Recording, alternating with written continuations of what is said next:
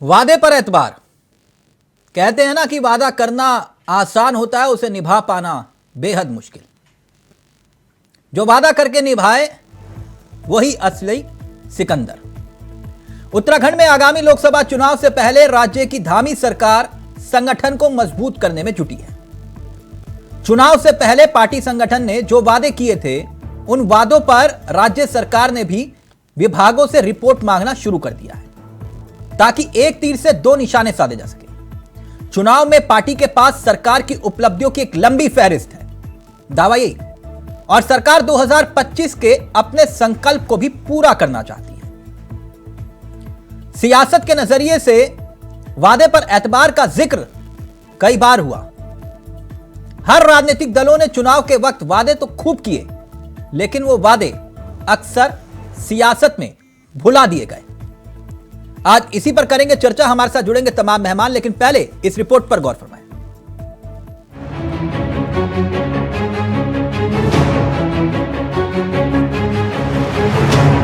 2024 का महारण शुरू होने से पहले उत्तराखंड की धामी सरकार और बीजेपी संगठन अपनी तैयारियों को आखिरी धार देने में जुट गए हैं।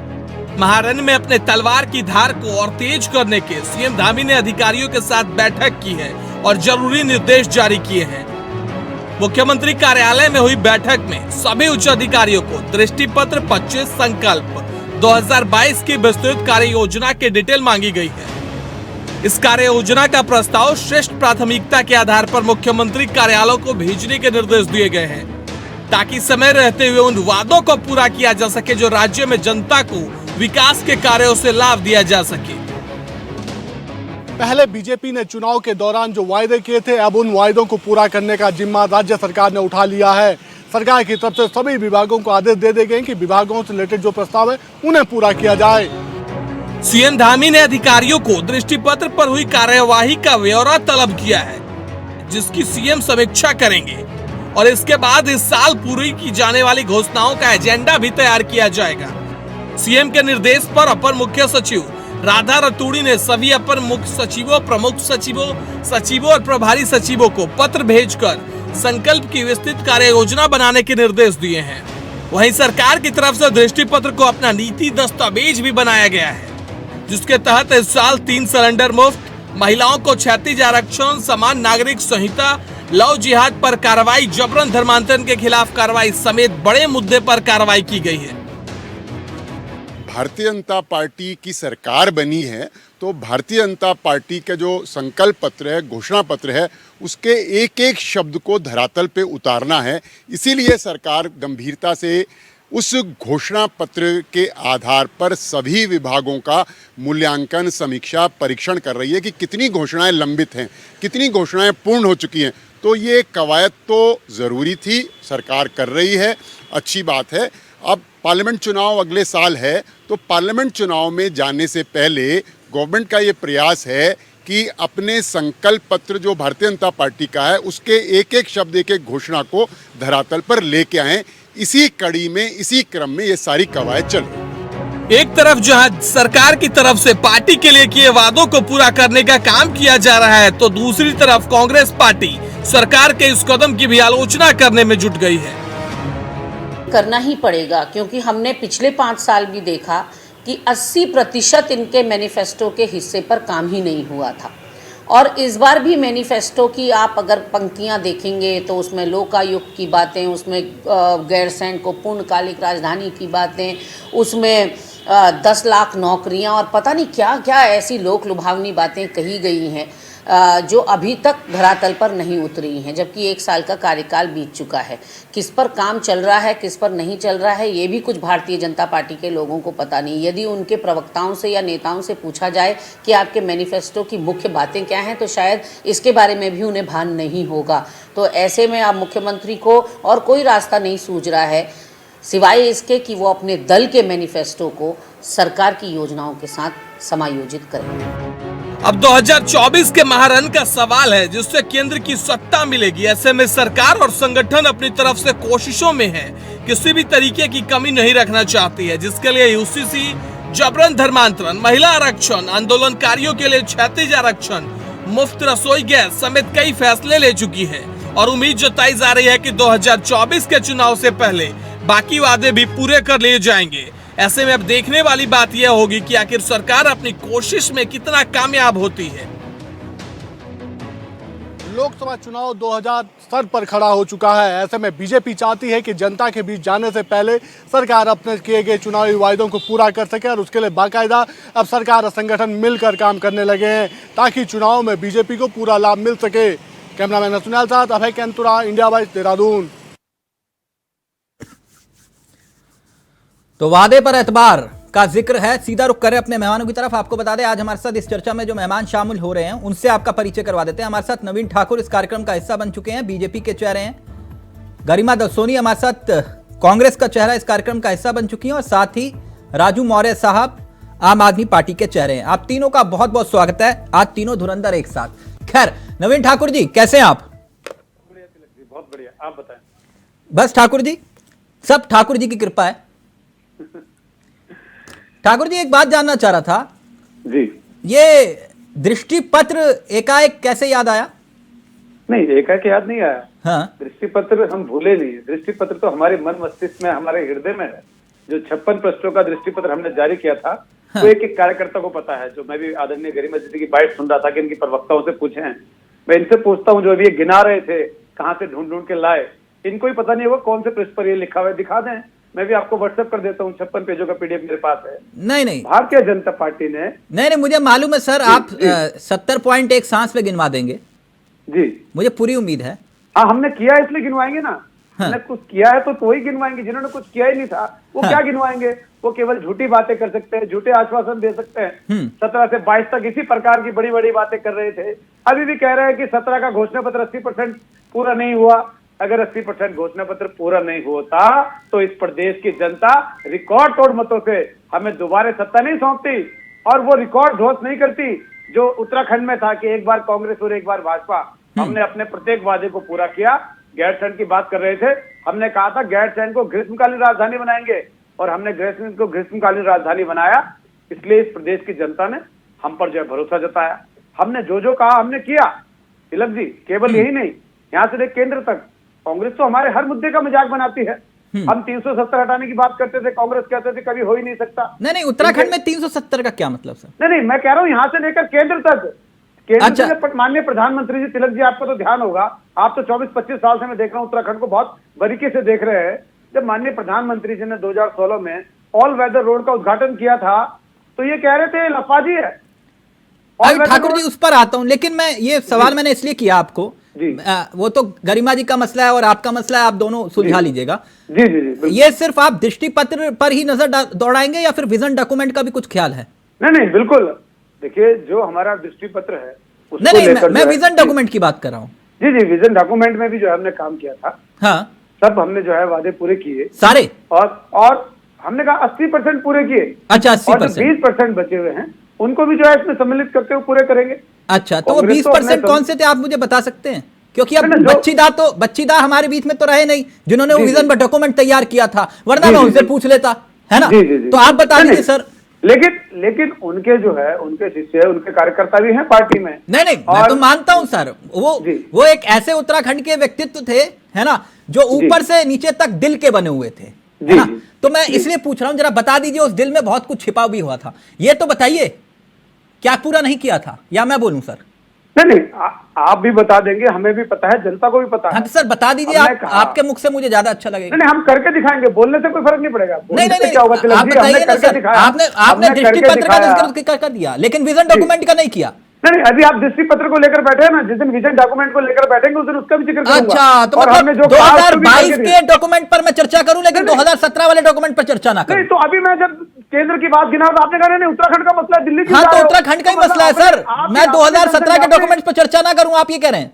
नहीं बिल्कुल करिए, लेकिन इस पे भी डिबेट बिठाइए। तो सर कमिटमेंट तो आपकी 2017 की भी थी ना, कि नहीं? हमने पूरी की ना, तभी तो इस प्रदेश की। चलिए ठीक है, अभी उस पर मैं आता हूं, लेकिन पहले गरिमा जी एक मिनट। गरिमा जी, वो एक कह रहे हैं अगर कमिटमेंट पूरी ना की होती 2017 की तो 2022 में जनता दोबारा नहीं चुना हमें, क्योंकि हमने वादों को पूरा किया और इस बार भी करेंगे।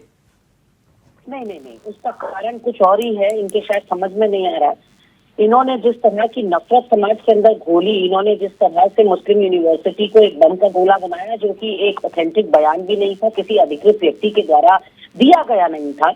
एक हमारे किसी व्यक्ति ने सहसपुर के एक बयान मुस्लिम यूनिवर्सिटी पे दिया और उसको प्रधानमंत्री ने भी, केंद्रीय गृह मंत्री ने भी, 5 राज्यों के मुख्यमंत्रियों ने, कैबिनेट मिनिस्टर्स ने आकर ऐसे दोहराया और उसको समाज में पेनिट्रेट ऐसे करवाया कि जैसे कांग्रेस पार्टी सरकार बनाते ही पहला काम यही करेगी, जबकि वो हमारे मैनिफेस्टो का हिस्सा नहीं था। इनके खिलाफ कितनी जबरदस्त एंटी इनकम्बेंसी थी तिलक जी कि 2022 में चुनाव रिजल्ट आने से पहले तमाम एग्जिट पोल कांग्रेस की सरकार दिखा रहे थे। वो तो लास्ट के 10-15 दिनों में जो इन्होंने खेल किया, जो ये हर बार करते हैं, वहां से योगी जी को बुला लेते हैं और तमाम तरह का जो धर्म की राजनीति ये करते हैं। चलिए ये करें धर्म की राजनीति, इन्हें मुबारक हो, लेकिन ये समझ नहीं रहे हैं कि ये कौन से नासूर के बीज इस समाज में बो रहे हैं। आने वाली पीढ़ियां इनको किस तरह से याद करेगी शायद इनको भी नहीं पता। खैर, मैं इनके मैनिफेस्टो पे आना चाहती हूँ। 2017 से 22 का जो मैनिफेस्टो था, दिल पर हाथ रखकर कसम खाएं नवीन ठाकुर यहाँ चैनल में बैठ के कि क्या लोकायुक्त का गठन आपके पहले पेज की पहली पंक्ति का हिस्सा नहीं था? 2017 में शायद 5वां पॉइंट था। प्लीज नहीं, उसके बाद पहले पेज का था। मुझे ये पता है कि फर्स्ट पेज का मुद्दा था। जी, वो 5वां पॉइंट था, मुझे जहां तक याद है। प्लीज। गन्ना किसानों का बकाया भुगतान, किसानों का ऋण भुगतान, इनका मुख्य मुद्दा दोनों मैनिफेस्टो में रहा है, 17 के भी और 22 के भी। क्या हो गया ये पूछना चाहती हूँ मैं इनसे। बेरोजगारी को दूर करने की जो दुगदुगी अपने मैनिफेस्टो में पीटते हैं, उसके उलट हम देख रहे हैं कि बेरोजगारों के साथ इतना बड़ा खिलवाड़, इतना बड़ा मजाक इस प्रदेश के अंदर हो रहा है। और सबसे प्राइम एंड फर्स्ट मोस्ट बात आपको बताऊं कि तिलक जी, सुशासन की डेफिनेशन, गुड गवर्नेंस की डेफिनेशन कहती है जो सरकार अपने जनता की जानमाल का नुकसान न होने दे। और यहाँ क्या हो रहा है, केवल 2 दिन की वारदातें बताऊं आपको। 2 महिलाओं की मौत हो गई है, दिन दहाड़े हत्या कर दी गई है, गला रेत कर, एक प्रेमनगर में, एक भंडारीबाग में। 2 नशा मुक्ति केंद्रों में जहां परिजन अपने चहेतों को उनके जीवन रक्षा के लिए भर्ती कराते हैं, उन नशा मुक्ति केंद्रों में युवाओं की मौत हो रही है। हल्द्वानी की जेल में 55 लोग HIV पॉजिटिव हो रहे हैं। अभी विजन डॉक्यूमेंट पर ही रहते हैं ना गरिमा जी। एक मिनट ठाकुर जी जवाब देंगे, फिर राजू जी आपके पास आ रहा हूँ। मैं समापन कर रही हूँ, मैं कंप्लीट कर रही हूँ अपने वक्तव्य को तिलक जी, कि आप मैनिफेस्टो की दुगदुगियां एक तरफ छोड़ दीजिए। ग्रीष्मकालीन राजधानी केवल अखबारों में, केवल कागजों में। नवीन ठाकुर, पिछले 2 साल में बताओ ना, कौन गया ग्रीष्मकालीन राजधानी? कितने सत्र कराए अभी ग्रीष्मकालीन राजधानी और लोकायुक्त? एक मिनट अब ठाकुर जी जल्दी से जवाब देंगे, फिर राजू जी आपके पास आ रहा हूँ। तिलक जी ये बोल रहे हैं कि 22 में जो है इनके एक नेता ने बयान दे दिया मुस्लिम यूनिवर्सिटी का, इसलिए जीत गए। 19 में तो किसी ने बयान नहीं दिया था, तब क्यों सुनने मिला? अंडा क्यों मिला आपको? 14 में तो किसी ने बयान नहीं दिया था, तब क्यों अंडा मिला? इस प्रदेश की जनता आपको नकार चुकी है। सुन लीजिए, अब सुन लीजिए ना, बौखलाइए मत। जवाब मिल गया। अब देखिए तिलक जी, ये इनकी गरिमा जी की एक जो है बड़ी गंदी आदत है, जैसे इनको जवाब मिलता है, तथ्य के साथ ठीक जवाब मिलता है, ये बौखलाने लगती हैं, चीखने चिल्लाने लगती हैं, आपा खोने लगती हैं। मैं समझ रहा हूँ इनका ये फ्रस्ट्रेशन है, इनकी कुंठा है, इनकी हार की कुंठा है। जो इनको 14 में 0 मिला, जो 19 में 0 मिला, जो 22 में 11 पे समेट दिए, जो 17 में 11 पे समेट दिए, उसकी कुंठा है। किस बात की कुंठा है? कुंठा किस बात? एक मिनट ये जो विजन डॉक्यूमेंट है, ये बड़ा दिलचस्प मुद्दा है। तिलक जी, मैं एक मिनट ठाकुर जी आप दोनों को मैंने पूरा मौका दिया। 1 मिनट पहले राजू जी चर्चा में शामिल हो जाएं। राजू जी, विजन डॉक्यूमेंट जो मुद्दा है ना, जो घोषणा पत्र, दृष्टि पत्र, कुछ भी कह लीजिए आप, ये बड़ा दिलचस्प मुद्दा है और उत्तराखंड में तो है ही है। अभी क्योंकि गरिमा जी ने जो बात कही, अब गरिमा जी कुछ बातें भूलती नहीं है लेकिन भुला देती हैं, अभी मैं उस पर भी आऊंगा। लेकिन मसला यही है कि भाई सरकार कह रही है कि दृष्टि पत्र पूरा करेंगे, क्या ये कहने भर से हो जाता है? चावला जी, भारतीय जनता पार्टी अपने वादों को पूरा करने में पूरी तरीके से फेलियर रही है, इसमें कोई दो राय नहीं है, कोई शक नहीं है। अगर मैनिफेस्टो की बात की जाए, मैं तो बिंदु गिनवा दूंगा। निर्मल गंगा की बात करते थे, गंगा की अवरल धारा और गंगा निर्मल। इन्होंने गंगा जल से शराब फैक्ट्री खोल दी, जो प्रयाग में उपलब्धि है भारतीय जनता पार्टी की, और मैं कई रिपोर्टों में बोल चुका हूँ। ये इनके घोषणा पत्र, इनके दृष्टि पत्र का हिस्सा है गंगा, लेकिन उससे इन्होंने शराब फैक्ट्री खोल दी, ये उपलब्धि है बहुत बड़ी। दूसरा, मुख्यमंत्री बदलना, ये परंपरा स्थापित करी, लगातार मुख्यमंत्री एक के बाद एक बदले। और उसके अलावा इन्होंने कहा था उत्तराखंड में हम भ्रष्टाचार मुक्त सरकार देंगे, जीरो टॉलरेंस की गवर्नमेंट देंगे। तो वहां इन्होंने सारे भ्रष्टाचारी जो भाजपा के कहने के अनुसार भ्रष्ट थे, यानी सतपाल महाराज, पिछली सरकार में हरक सिंह रावत और तमाम लोग, वो इन्होंने अपने यहाँ ले लिए और उनको पाक साफ कर दिया। यानी कि ऐसा जीरो टॉलरेंस का गवर्नमेंट हरक सिंह रावत भ्रष्टाचारी थे, आप ये कह रहे हैं? हरक सिंह रावत जी को ले गए, सरकार में मंत्री रहे, और इन्होंने कहा था इन्होंने कहा था कि इन्होंने घोटाला किया। उनके टाइम पे तमाम घोटाले गिनवाए और कोई घोटाला नहीं हुआ आज तक उत्तराखंड में। और भारतीय जनता पार्टी के हिसाब से तो कोई घोटाला नहीं हुआ। नहीं, भारतीय जनता पार्टी नहीं, सारे मिला के बता रहा हूँ ना, 56 हुए ना 156 हुए, ना कुंभ हुआ ना ढेंचा हुआ, है ना? कुछ नहीं हुआ। हाँ, यहाँ पर बड़ी बड़ी विद्युत परियोजनाओं का विरोध इनके नेता करते रहे और फिर माफियाओं को पहाड़ों में संरक्षण भी आज यही हो देते रहे। पिछली बार देवेंद्र सिंह रावत जी के कार्यकाल में तो पहाड़ों की क्या लूट हुई है ये सब जग जाहिर है। तो भारतीय जनता पार्टी ये बताए कि मैनिफेस्टो ये जो बनाते हैं वो केवल भ्रमित करने के लिए जनता को, तो फिर जनता ने इनके मैनिफेस्टो पर मोहर क्यों लगा दी? आपकी तरफ तो देखा भी नहीं। मेरी बात सुनिए कि जनता कितनी बार गुमराह होगी। कहते हैं ना कि अच्छा, तो जनता गुमराह हो रही है। जाति धर्म एक ही। मैं तो अभी विधानसभा चुनाव का उदाहरण दे रहा हूँ। इन्होंने कोई विकास की अपने कामों के नाम पे वोट नहीं मांगा। इनका गाना बजता था, जो राम को लाया है उनको लाएंगे और भगवा लहराएंगे। अगर आपके अंदर अपने कामों को लेकर इतने संतोष है तो आप बोलिए, आप राजू जी चोट पे बोलिए हमने राजू जी अगर ये धर्म की राजनीति करते हैं तो केजरीवाल जी जब कनेक्ट प्लेस जाते हैं तो वहां क्यों बोलते हैं जय हनुमान ज्ञान गुरु सागर जय कपीस तिलोक जाकर रामदूत अतुल बलधामा अंजनी पुत्र पवन सुतनामा, और फिर गुजरात जाते हैं तो कहते हैं कि महालक्ष्मी और गणेश जी की फोटो लगा दो, अर्थव्यवस्था सुधर जाएगी। ये क्या होता है सर? और जब इफ्तार पार्टी में जाकर कहते हो कि अल्लाह अकबर, फिर क्या होता है? ये क्या होता है?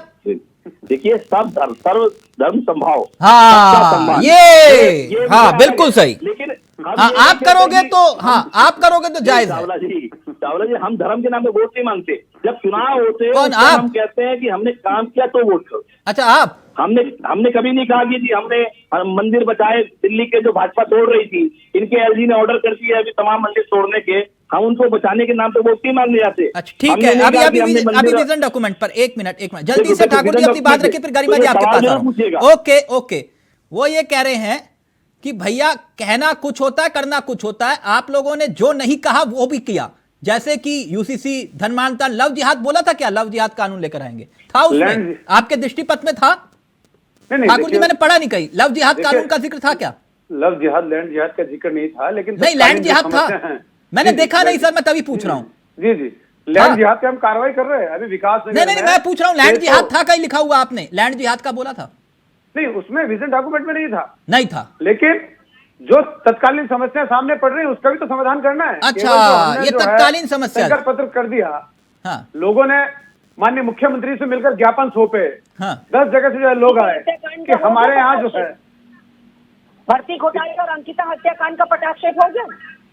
नहीं तिलक जी, ये बीच में ये एंकर आप हैं या तिलक जी हैं? नहीं, आप एंकर बनने की कोशिश ना करिए। तिलक जी बहुत सवाल पूछते हैं, आपसे 10 गुना बेहतर पूछते हैं। तिलक जी इनको बोल दीजिए, प्रवक्ता बनने अच्छे से, वो बहुत बड़ी बात है। ये प्रवक्ता बन नहीं पाती की कोशिश करती है। पहले आप अच्छी प्रवक्ता बन जाइए, क्योंकि अच्छी प्रवक्ता वही हो सकती है जो अध्यक्ष होता है। गरिमा जी एक एक करके अपनी बात रखिए ना, एक एक करके प्लीज। तिलक जी आपने मुझसे सवाल किया, मैं जवाब दे रहा हूँ। गरिमा जी मैं आपके पास आ रहा हूँ, एक मिनट उनको अपनी बात तो रखने दीजिए। बन नहीं पा रही है, एंकर बनने की कोशिश करती है यहाँ पर, और चौबे जी जो है छब्बे जी बनने चलते हैं, दुबे जी भी नहीं बन पाते। सर प्लीज पर्सनल नहीं, जो है दुबे जी भी नहीं बन पाती। गरिमा जी आप तो चौबे जी हैं, छब्बे जी मत बनिए, दुबे जी बनकर लौट जाती हैं। एक मिनट प्लीज पर्सनल नहीं, प्लीज पर्सनल।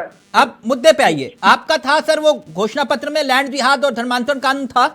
नहीं, देखिए धर्मांतरण कानून को लेकर जो है माननीय मुख्यमंत्री ने चुनाव के दौरान घोषणा की थी कि कैबिनेट में जो है पहला हम लेकर आएंगे यूसीसी को लेकर। अच्छा, तो अयोध्या, राम मंदिर, ये सब था उसमें आपके विजन डॉक्यूमेंट में? केंद्र के दृष्टिपत्र में हमारे साथ 2014 में हमने कहा था हमको जो है सर, मैं अभी की बात कर रहा हूँ दृष्टिपत्र की। नहीं, राज्य के उसमें जो है अयोध्या का मसला हमारे राज्य की इसमें कहां से आएगा? यूसीसी था। यूसीसी को माननीय मुख्यमंत्री जी ने चुनाव से एक हफ्ता पहले घोषणा की थी, जब खटीमा में लोग मिले कि इस प्रदेश में इस प्रकार की समस्या आ रही है, और ये बहुत जरूरी है। मुख्यमंत्री ने कहा कि कैबिनेट में सर, ये तो वही बात होगी जो राजू जी कह रहे हैं कि आप धर्म के आधार पर अपने दृष्टि पत्र को आगे बढ़ा रहे हैं। नहीं, धर्म के आधार पर नहीं बना रहे हैं, हाँ। देवभूमि के आधार पर बढ़ा रहे हैं। उत्तराखंड देवभूमि है और इसको जो है हम देवभूमि ही रहेंगे। इसका स्वरूप कांग्रेस की तरह नहीं बिचारेंगे।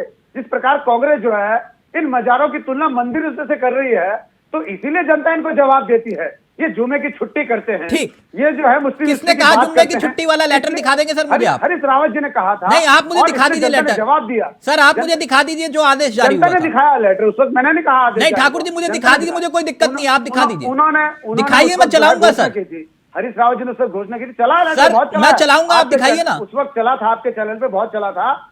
आप चिंता मत करिए, जनता ने जवाब दिया इनको, जनता ने इनको चलता कर दिया। ओके, लेटर नहीं चलाया, जनता ने चलता कर दिया। अब आपके बीच में गरिमा जी ने नहीं बोला, आप गरिमा जी को सुनिएगा। गरिमा जी, मैं तो हमेशा धैर्य से सुनता हूँ। बीच में बोलने की कांग्रेस की प्रवक्ता की आदत है, वो आप देखिए सारी डिबेट उठा के। अच्छा ठाकुर जी, एक मिनट, अब उनको बात रखने दीजिए। एक मिनट बिल्कुल, ये शुरू करें। मैं अब एक मिनट, एक दिलचस्प किस्सा याद आ गया। ये जो विजन डॉक्यूमेंट, दृष्टि पत्र और घोषणा पत्र, गरिमा जी मुझे एक किस्सा याद आया, शायद 2015 या 16 का वाकया। उस वक्त किशोर उपाध्याय जी प्रदेश अध्यक्ष हुआ करते थे, याद है आप सबको? कांग्रेस के प्रदेश अध्यक्ष हुआ करते थे। वो इतना बड़ा जत्था लेकर एक दिन पहुंचे हरीश रावत जी के पास, बोले कि आपका जहां मंदिर है, मेरी बात को समझिएगा जो उन्होंने कहा, बोले जहां आपका मंदिर है इसको ये वहां पर रखिए, ये किसी ग्रंथ से कम नहीं है। बहुत अच्छी बात बोली थी, बोले ये किसी ग्रंथ से कम नहीं है। अगर हम 50% भी इस घोषणा पत्र को पूरा कर दें तो हरीश रावत जी को उन्होंने कहा कि हम सत्ता में लौटेंगे, लिख के दे सकता हूं। और फिर उसके 2 महीने बाद उनका एक बयान आया। मैंने कहा क्या हुआ घोषणा पत्र का? बोले ये तो लिखने की बातें होती हैं। हरीश रावत जी कह रहे हैं लिखने की बातें होती हैं, पूरी करना गारंटी नहीं है, लिख दिया तो लिख दिया, बात खत्म। यह बात कही थी किशोर उपाध्याय जी ने। गरिमा जी, गलत तो नहीं कहा मैंने? नहीं, देखिए मुझे नहीं पता कि किशोर भाई ने किस संबंध में ये बात कही और कौन सी समय काल परिस्थिति में कही, लेकिन तिलक जी ये जरूर है कि डेफिनेटली कुछ ऐसे प्रॉब्लम्स होते हैं कि आप जिनको नहीं पूरा कर पाते। हम ये तो एक्सपेक्ट भी नहीं करते कांग्रेस गवर्नमेंट से या बीजेपी गवर्नमेंट से कि 100% कोई मैनिफेस्टो कंप्लीट हो पाएगा, क्योंकि बीच में कभी जोशीमठ जैसा वाकया हो सकता है, कभी केदारनाथ देहरी आपदा जैसा मुद्दा हो सकता है जो प्रायोरिटी ले लेता है। आपके मैनिफेस्टो के ऊपर प्रायोरिटी हो जाती है आपदा से निपटने। लेकिन जो आप साल दर साल जिसका वादा कर रहे हैं, जिसका दावा कर रहे हैं, वो आप पूरा नहीं कर पा रहे। आप बेरोजगारी और महंगाई पर नकेल नहीं कस पा रहे। जो आपने 2014 से आपकी केंद्र सरकार जो है जिसकी डुगडुगी पीट रही है, आप 100 स्मार्ट सिटी कहते हैं, आप एक स्मार्ट सिटी नहीं दे पा रहे पूरे देश को। 9 साल आपको केंद्र में हो गए, 6 साल आपको यहाँ प्रदेश में हो गए। आप देखिए देहरादून का हाल आकर तिलक जी, आपको पता चलेगा कि हम किस जहन्नुम में रह रहे हैं।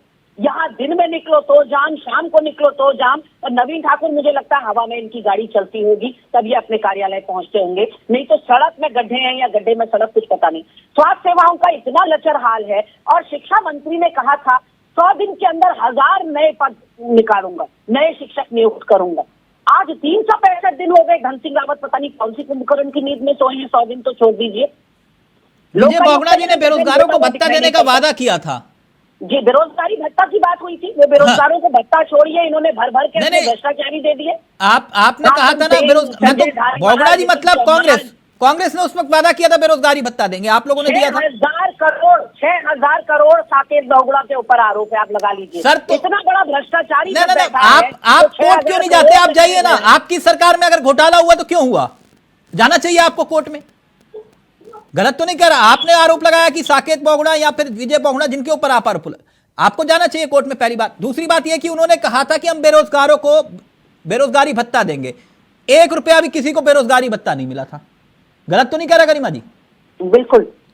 तो यह स्थिति तो रही है, चाहे इनके दल में हो या आपके दल में। इसका सॉल्यूशन भी बताऊंगा। जो आपने कहा कि 100% नहीं हो सकता, मेरा मानना यह है कि हो सकता है, वो कैसे मैं बताऊंगा। राजू जी, ये दोनों राजनीतिक दलों के सामने मैंने सवाल किए, आपके सामने भी जो ठाकुर जी से थे और गरिमा जी से। गलत सवाल तो नहीं था कि भाई ये आप कमिटमेंट करते हो, इसके साथ साथ एक और जोड़ लीजिए, जो मुख्यमंत्री हैं चुनाव के वक्त क्या करते हैं, ये भी ले लो, ये भी ले लो, ये भी ले लो, जो आ रहे साइन कर को। ओके, पूरा कैसे होगा ये नहीं मालूम। नहीं Tilak ji, I will not take this from you, क्योंकि कांग्रेस की गवर्नमेंट जहां जहां आई है हमने अपने मैनिफेस्टो के वादे पूरे किए।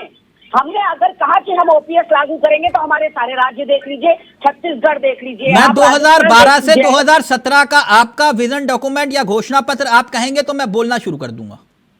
नहीं वो आप बोलिए, हमारी सरकार यहाँ तो नहीं रही ना उत्तराखंड में, मैं वो बात नहीं कह रही हूँ आपसे। हाँ। मैं कह रही हूँ ये मत कहिए कि सरकारें किसी की भी रहे, मैनिफेस्टो केवल एक डॉक्यूमेंट बन के रहता है। नहीं, मैंने नहीं कहा था, ये किशोर उपाध्याय जी ने कहा था, मैंने नहीं कहा मैडम, आप व्यक्तिगत मत जाइए। ये किशोर उपाध्याय जी का वक्तव्य था जो मैंने बोला। सुनिए, जहां हमारी सरकारें नहीं है वहां की बात छोड़ दीजिए, जहां हमारी गवर्नमेंट बनती जा रही है। आपके तत्कालीन प्रदेश अध्यक्ष और तत्कालीन मुख्यमंत्री जी के बीच जो संवाद हुआ, मैंने उसका निचोड़ बताया, उन्होंने ये बात कही थी। मैं ये कह रही हूँ कि हमें एक तोल में मापने का प्लीज कष्ट न करें, क्योंकि कांग्रेस जो कहती है वो करके दिखाती है। ठीक, मैं उस पर आ जाऊंगा। एक मिनट प्लीज, एक मिनट, ये पंचायती राज में एक मिनट मैडम, उस पर भी चर्चा कर लूंगा। एक मिनट राजू जी प्लीज, जल्दी से। मैं ये कहना चाहता हूँ कि अगर केंद्र की मोदी सरकार उत्तराखंड को लेकर सीरियस होती तो यहाँ पर जो एम्स है वो पर्वतीय क्षेत्रों में, जहाँ पर स्वास्थ्य सेवाएं लचर नहीं है, वहां पे व्हील चेयर पे वो अंतिम सांसें ले रही है, तो निश्चित तौर पर कुछ एम्स जो है वो पर्वतीय क्षेत्रों में भी स्टैब्लिश किए जाते हैं, ताकि पहाड़ों पे रहने वाले, लेकिन ये नहीं भूलना चाहिए कि ये जो राज्य है ये उत्तराखंड पर्वतीय राज्य है, इसकी अवधारणा पर्वतीय राज्य के रूप में है, लेकिन यहाँ सारा का सारा भारतीय जनता पार्टी हो या कांग्रेस हो, इन दोनों की कुनीतियों के चलते सारा का सारा आज जो क्षेत्र आपको डेवलपमेंट नजर आता है वो मैदानी क्षेत्रों में सिमट के रह गया है। तो अगर केंद्र सरकार यहाँ पे डेवलपमेंट चाहती है तो सबसे पहले उनको स्वास्थ्य सेवाएं और अच्छे स्कूल पहाड़ी क्षेत्रों में इस्टेब्लिश करने चाहिए। अभी भी टाइम है उनके पास में। ठीक, बहुत अच्छी बात बोली, बहुत अच्छी बात बोली। चलते चलते एक बात, एक भाजपा के विधायक रामू खेड़ा की मां को 8 किलोमीटर दूरी में लाया गया मेन रोड तक, भीमताल में, रामगढ़ में, अभी 15 दिन पहले।